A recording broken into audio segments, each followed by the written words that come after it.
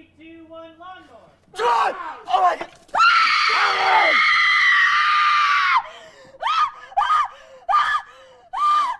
And cut. Awesome. Scream queen.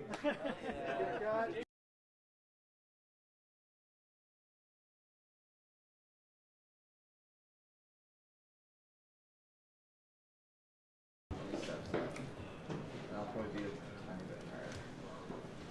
Get another, Lighting.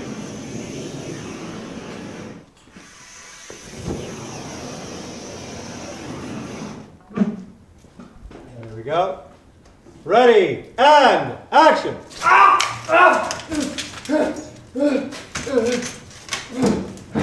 Shit.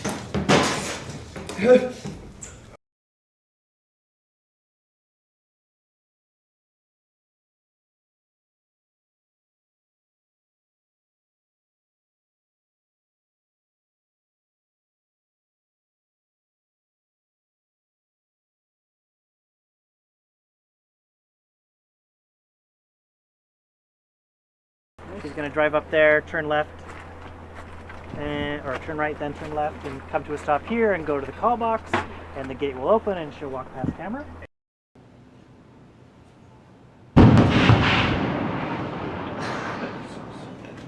no countdown. Oh my God!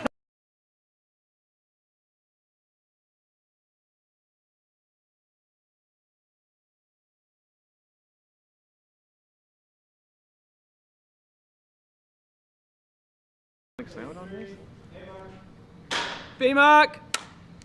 No sync on Charlie, off speed. Camera speeding. Set. 2, 1, action!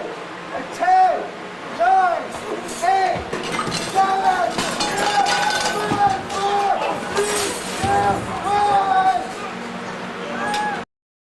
1! There, the camera's probably getting ahead, maybe Eric's getting ahead. Giving away all our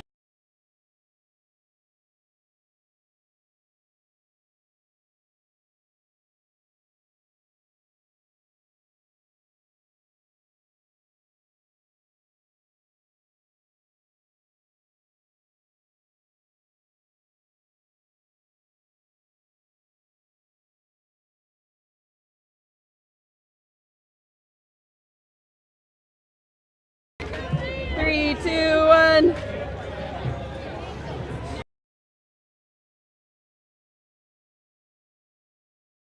It's been really cool to see, I mean, how much attention to detail has gone into this. I imagine maybe we would just be using a restaurant somewhere in town, but they've recreated not just one, but multiple versions of this entire rotating restaurant with the whole micro LEDs surrounding it and an immense amount of background performers.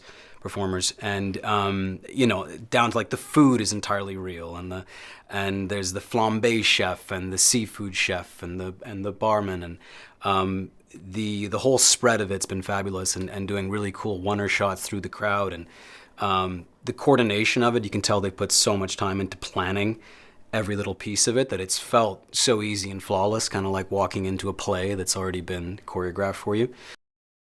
How I would describe it is that it's the guy in Titanic, if anyone remembers, who's hanging off the edge of the boat when it's going down, and he lets go and he hits the propeller and then pinwheels to the water. It feels a bit kind of like that as far as we're dancing, we're having a great time, and then the glass dance floor essentially shatters out. They've really pulled out of the stops and making it a very realistic portrayal of what that horror will look like, and I think people will be terrified of glass dance floors for the rest of their life. Anytime I've told somebody this is what I'm working on, oh, how do you die is all they want to know, obviously, and I'm like, well, wait to find out. Working with Breck's been great. She's a lot of fun. She's kind of comes to set every day with a lot of energy.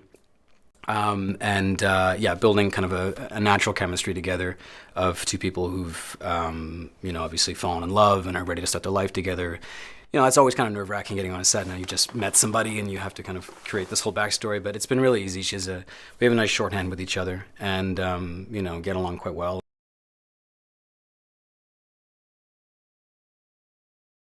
He's one of the cousins, so he's one of, I think, 3 cousins to Stephanie and Charlie. I don't know. He's like a big softy, you know, a big goofy guy that's super anxious. I always play the anxious guys. I don't know why. And yeah, it's just a sweetheart. So it follows Stephanie Reyes as she has a premonition, like they all do. But this one's a little different. So, you know, she tries to come and save her family and convince them that they need to follow her and listen to her in order to live. But while she's doing that, there's kind of a parallel of her trying to figure everything else out and kind of put together the clues that are like within the premonition that kind of solve the mystery of the whole, you know, Final Destination universe. The fact that I get to be in one that's like, I mean, the following is so intense. It's like a cult following. Everyone loves it. It's really exciting to be able to like step into that world and be a part of it now, be a part of like Final Destination family forever. And, you know, I just hope we make the fans happy and we make people proud to have another movie.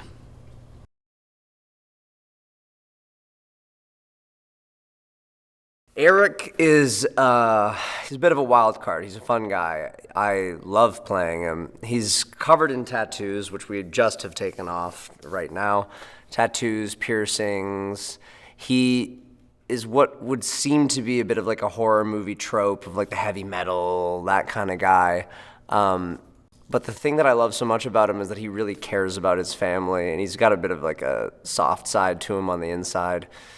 He can be a bit of a off-putting person to some, but with his family, he just cares about them so deeply, and I think that's what I love playing about him. I think what's different about this Final Destination is it really focuses so much on the familial aspect of it.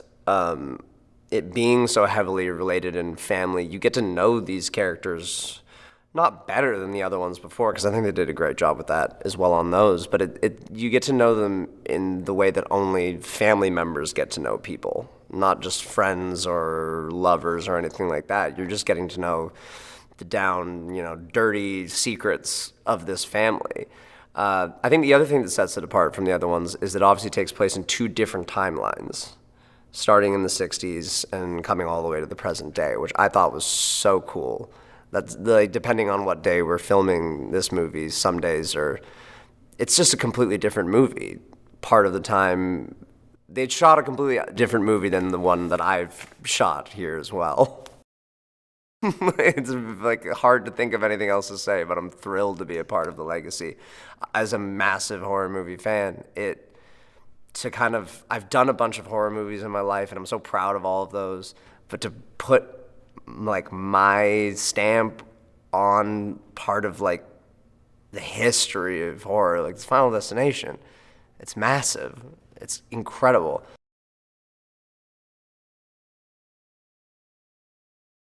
So Marty is an earnest dad who's just trying to take care of his family, divorced for a long time, and is really just trying to do his best as a single dad. Yeah, I think that's kind of what's really interesting about the movie is that it takes that original conceit and then it just goes deeper into it, right? So there's more kind of questions about how it works and why it works and then who's next and why they're next or are they next and maybe they're not next. So yeah, I think that's the fun part of it. But that's what struck me the most about the truth of these premonitions is that we all have them, right? And we don't, but they obviously generally don't come true. But I think it does tap into something that we all feel all the time, and perhaps don't like consciously like have it concrete in us, but we're definitely feeling it all the time. And I think that's what's probably the most fun thing about these movies is that they really like dig into that and make you fearful of it.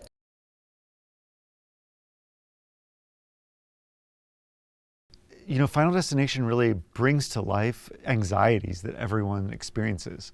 Everyone has those intrusive thoughts where they think, "Ooh, what if I step out into the middle of the road and something falls off a truck and takes my head off?" That's not going to happen. Everyone has those anxious thoughts throughout their daily life, but this taps into the fear of like, what if that was real? Final Destination taps into that fear of what if those anxious thoughts were brought to life. And the other part of it that I think people really relate to is the idea of fate and the idea of, can you change your life's path, or are you fated to go on this railroad track to follow this path that's been set out for you? So Final Destination really taps into those, philosophical level of thoughts that everyone has. One of the most exciting things about making this movie was all the practical effects and stunts we were able to do. The team, the producers, the studio was really excited to do as much of this movie practically right in front of our eyes as we could, can imagine, in order to really, bring the epic scope of this movie to life. The crazy thing about Final Destination, it was, the first movie came out 25 years ago. And even the last movie came out, was it 13 years ago? Mm-hmm. And so it's been a while. But at the same time, I think current kids, teenagers and stuff, have discovered it, especially on YouTube. There's so many videos analyzing all the Final Destination deaths, or how you could have cheated death in Final Destination 2, or the best kills ranked from Final Destination. So I think a lot of... Or just videos of things that have happened in the real life being posted true. on YouTube saying, look what happened, this is from Final Destination. Yeah, my real life Final Destination moment. So FD has kind of lived on in the public dialogue, even though it's been so many years since the last movie. And I think, people who weren't even alive when the first movie came out know the franchise from YouTube and from the other online stuff. And, we're really excited to make this movie for them too. There's a lot of people we're excited to traumatize. The cast in this film is really unique when you look at all the other Final Destination films. A lot of the other films, it's 6 or 7 young, pretty people who find themselves in a bad situation and they all die one by one, which is great. But in this film, we have an entire family. We have a character who's 16 all the way to a character who's, in their late 70s. And together as a group, they have to survive death coming after them. And so what's really cool is seeing the dynamics of all those different age groups, all marked for death, all kind of working together. And we had to find cast that could all work as a family, which is even more challenging than in the other films. Not only did we have to find amazing actors that all feel unique and grounded and relatable, but they all had to work together as a family that you would believe has that kind of chemistry and history of all having been together for a really long time. One of the great pleasures of making this film was working with Rachel, our production designer, because it was a humongous challenge to make these really unique environments, but also make them iconic to the franchise and memorable, as a lot of the locations are in the previous films. And she really brought an incredible eye of design, but also a love of the franchise, to find all sorts of different ways of building omens into the actual designs of the world themselves. One of the key ideas that we all fell in love with was this idea that circles kill. And it's a great drinking game if you want to watch the film on your 3rd or 4th viewing and take a swig every time you see a circle. But death represents itself in a lot of ways by a circle, because fate comes back around and you can't escape it. And there's all these ways that we brought a round shape into the design of the entire film.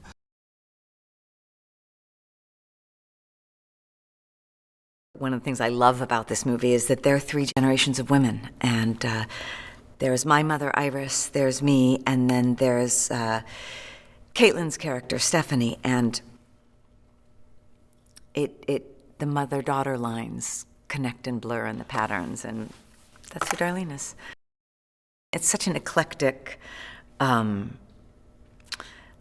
mixed-age group of people, and we've all kind of found this. We have this really great chemistry together. We have just an ease and a complete support. And I think that will read on screen. I think you will feel that. And that's just, look, that's just good casting and total luck. You know, I think they put together really right people for parts, but I also think, you know, the chemistry you don't know until, like, none of us read together until we were here. But suddenly we're here and we have this, you know, I mean, I could watch Richard and Owen together. First of all, they're hilarious. But they have this play back and forth that's so great, right? And Caitlin and Teo feel like brother and sister to me. Yeah, it's been really fun to watch. I think that Zach and Adam bring, I think they're bringing a new take. I think that's what this is. I think that's what they're trying to do with this. This is a new generation.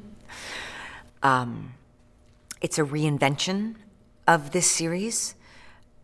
And I think they're coming at it with a real desire to have all of these genres exist in this one movie and bring a real complication and accept, you know, weave that in as a real part of this. I think they're bringing fresh eyes.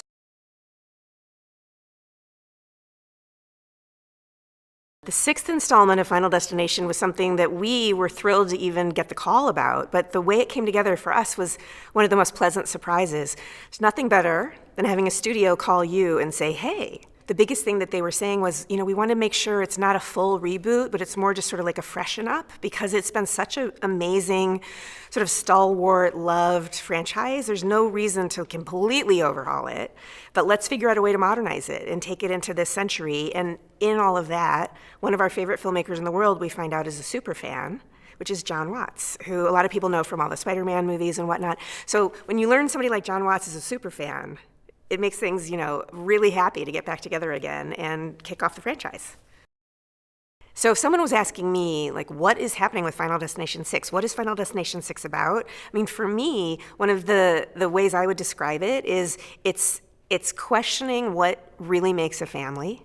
And it's questioning what brings family back together after a series of all sorts of traumatic events. And I'll leave you to imagine what those traumatic events might be. But it also unpacks sort of the truth about what it's like to have a giant family and all the crazy drama, but all the crazy love that comes with that family.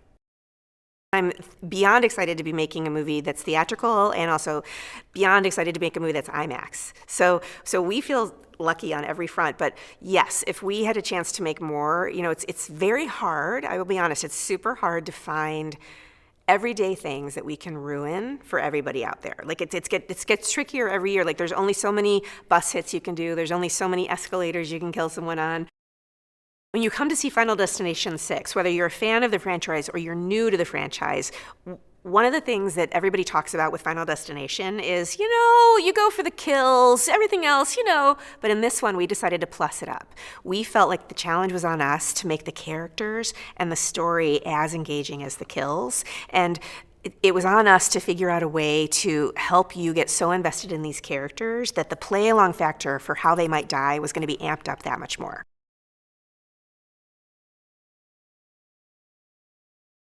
Charlie's personality at the start of the movie is a very closed off, but sort of wanting affection from those who have left him at the start of the movie. His personality, but underneath all that, he's a fun, you know, he's just a regular teenager who gets sort of shoved into this horrible situation, but I was a huge fan of the Final Destination franchise.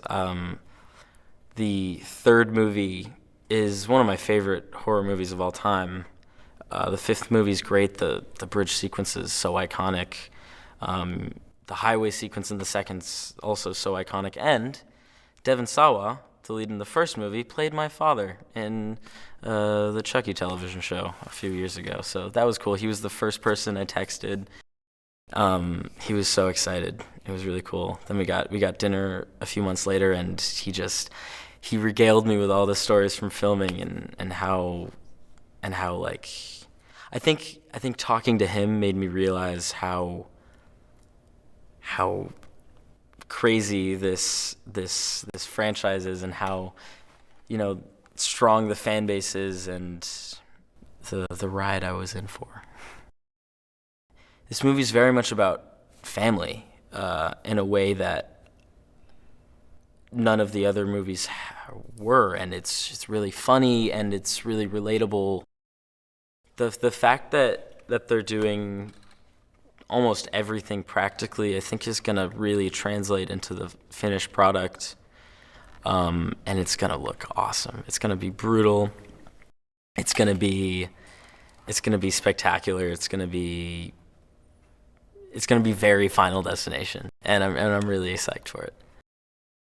Audiences should look forward to another Final Destination movie, but a fresh new take on it, a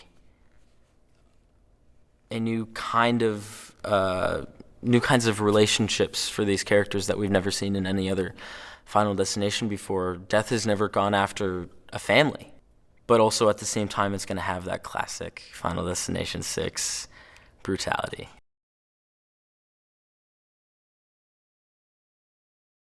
One thing about franchises that have been around as long as Final Destination have been around is there's a tendency to repeat yourself. There's a tendency to go to the tried and true.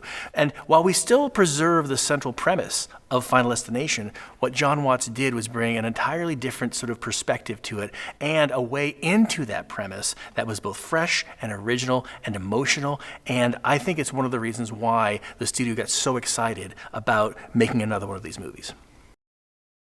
Working with Zach and Adam on this movie has really demonstrated their complete control over the process of making movies. They prepare painstakingly. They're super prepared. They have a length and breadth of knowledge of filmmaking that they bring to bear every single day. But you match that with this desire to create a sense of family on set. They really establish the tone. It's very open. It's very communicative. They want to have people contribute to this thing and feel like they are contributing, which is why I think we have such a great assembled team together, because they really do feel like they're part of something special, and that's being sort of led by the tone that Zach and Adam have set from the get-go. I think there are two reasons why Final Destination has such a strong fan base. One, the movies are just effective. Like, you really do have a fun time going to see these movies, and it's a community event. It's a community sport to go watch a Final Destination movie. The other thing I think that has generated even more fans outside of its initial run of the movies is, quite frankly, the rise of internet culture. We have become, and I'm grateful for this, sort of like a meme. There's Final Destination has become like saying Xerox. It's the same thing for having a near-death experience. That's a Final Destination experience. We've become a hashtag. This is an opportunity for them to see their own Final Destination in a theatrical experience. This is their first real Final Destination experience in a theater. That is one of the reasons why I think the fans are so excited, because they're getting something that is going to be singularly their own as we reboot this franchise and bring the fans with us into the next generation. We're super excited to be releasing Final Destination 6 in IMAX. I think when you go into the world of Final Destination through the lens of an IMAX movie, it is that much more immersive, that much more terrifying, and that much more fun. What I'm very excited about as well is that the filmmakers have really adapted to what IMAX offers, and they are really integrating it intelligently throughout the movie, so that when IMAX comes and the aspect ratio changes, you know death is coming. So there's going to be an anticipation in the audience as they're watching the movie, and the screen starts to shift. They're like, okay, strap in, here we go. And that's just another tool in the toolbox that makes these Final Destination movies so successful. We take great pains to have a practical foundation for both makeup effects, for special effects, for anything physical, so that the audience doesn't have a chance to take the sort of emotional off-ramp of, that's just CG. That doesn't work. No, we really, hopefully, the audience will appreciate the amount of work and time that has gone into giving them true practical effects in this day and age of digital wonderment.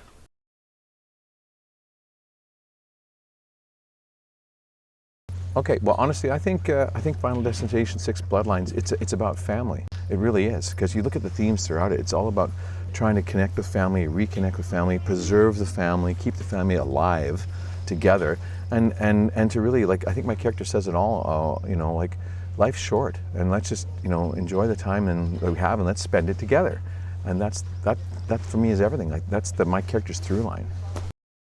It's been one of the best experiences I've ever had, because, I mean, there's a whole journey like through this film for everybody. Everybody's got like a real through line and just a huge arcing story. So it's really rare, and it feels really truthful and real. Zach and Adam are great. I've known Zach particularly for, God, 20 plus years, I think. We met a million years ago, it feels like now. But him and Adam, they're like a lot of the, you know, director duos that we know of. They really, it's like two halves of the same brain, and they keep filling in for each other, or they have a thought and they share that, and then they know to stand by and just like, if everything's been said by Adam or by Zach, the other one just sort of doesn't say anything. But if they want to share a little minutia of something, then yeah, they come in and do that. But it's really cool, because I think you get a balanced approach to the direction of the movie. It's been great, yeah.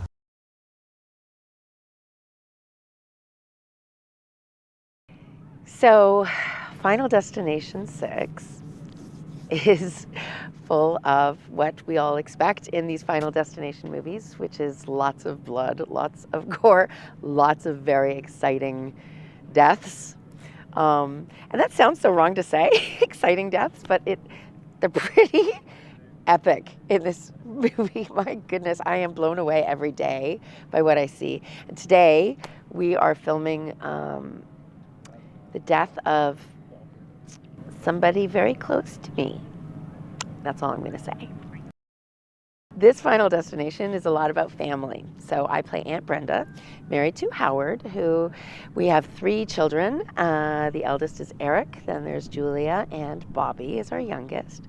They are all different and very interesting characters who have fabulous personalities. And then there are the cousins. We're considered the cousins in the script because the main family is Caitlin and Charlie, and their dad, Marty, is my brother-in-law. I'm not gonna lie, when I auditioned for this movie, I was super excited because, you know, everybody knows the Final Destination movies, but they go back 25 years. And I remember the very, very first one, and I remember seeing it in the movie theater and just falling in love, and to have the chance to even read for it was epic.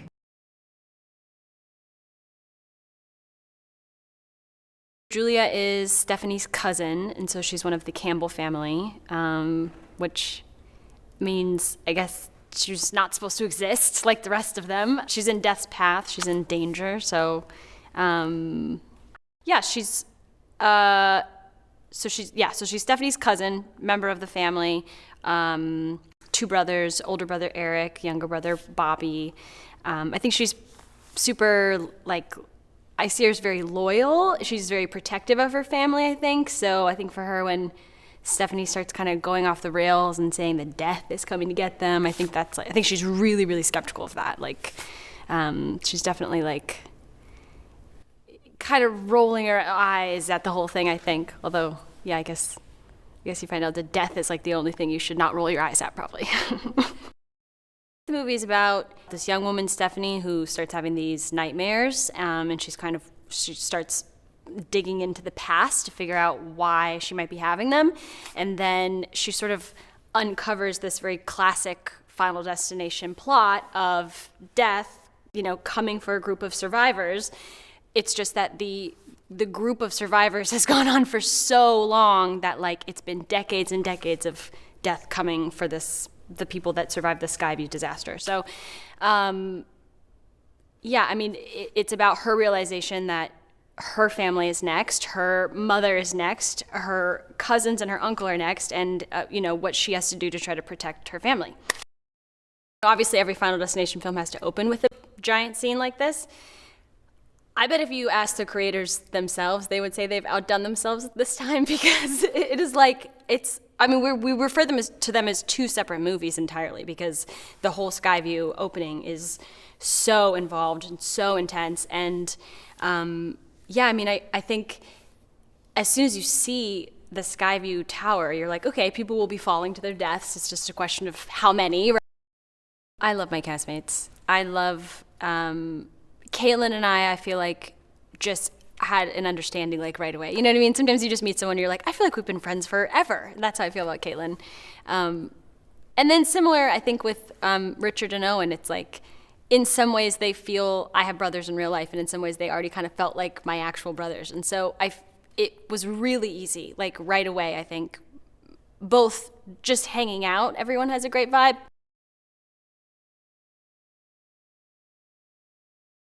Final Destination 6 is a continuation of people escaping death, but more specifically, how it can be passed along to bloodlines. And if your ancestors escape death and have you, then it'll also come after you, because you're also not supposed to be alive. Iris is wearing a beautiful period proper blue dress. It was handmade, so it could be as period accurate as possible. A lot of people walking around set call it movie 1 and movie 2, the 1969 movie and the modern day movie, because they do feel so different. And I feel like wardrobe is a huge part of that. When you walk on set, you can immediately tell which movie we're filming, strictly off of wardrobe. I have to say, like, because of all the beautiful period accurate styling and costumes, it definitely helped me get into character. I worked with Ali Larder. She played my mom in a film a couple of years ago, and she's in the first 2 Final Destinations. And I remember hearing her talk about them, and I was just like asking, how did they do the airplane scene? Was it scary? Da da da da da da. And now to get to be a part of it, it was very fun to text her and be like, hey, I'm following in your footsteps, and I just got cast in the new Final Destination.